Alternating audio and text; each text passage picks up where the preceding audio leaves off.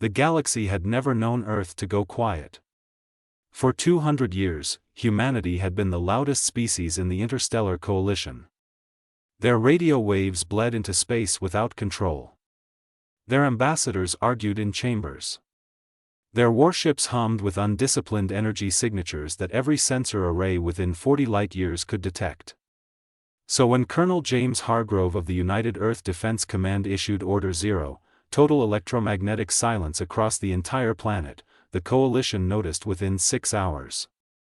Ambassador Vrex of the Keth Dominion leaned forward in his command chair aboard his flagship and studied the readings. Nothing. No transmissions. No navigational beacons. No civilian noise. Earth, a planet of 9 billion loud, chaotic, and perpetually arguing humans, had gone completely dark. "Sir," his sensor officer whispered. "They've been silent for 7 hours and 42 minutes. Vrex said nothing for a long moment. Then he said, "Pull back our forward fleet." Quietly. 3 weeks earlier, the Keth Dominion had made what they considered a routine decision. They had deployed a silence fleet, 40 warships, to the edge of the Sol system. The message delivered to Earth's coalition seat was simple: submit to Dominion oversight or face pacification. It had worked on 11 other species. The Keth had pacified civilizations far older than humanity.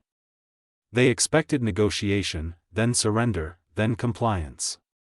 Instead, Earth's coalition representative, Admiral Diana Mercer, had read the message, folded it neatly, placed it on the table, and walked out of the chamber without a single word. No counterproposal. No emergency session. No diplomatic appeal. Earth simply went silent. In the grand halls of the Interstellar Coalition, panic moved quietly between species. The Lorani delegates, a reptilian civilization who had coexisted with humans for 80 years, gathered in private chambers. Elder Council Soreth spread his hands across the star chart. His scales had gone pale, the Lorani equivalent of cold fear. "When humans go silent," he said slowly, "they are not afraid. They are working." A younger delegate, naive and skeptical, raised a claw. "They are outnumbered. 40 Keth warships sit at their doorstep. What can silence accomplish?" Soreth closed his eyes. "You have not studied them closely enough. Humans do not negotiate when they believe negotiation is weakness. They calculate. They build.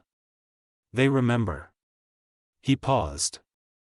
"And they have not been silent like this since the Third Martian conflict.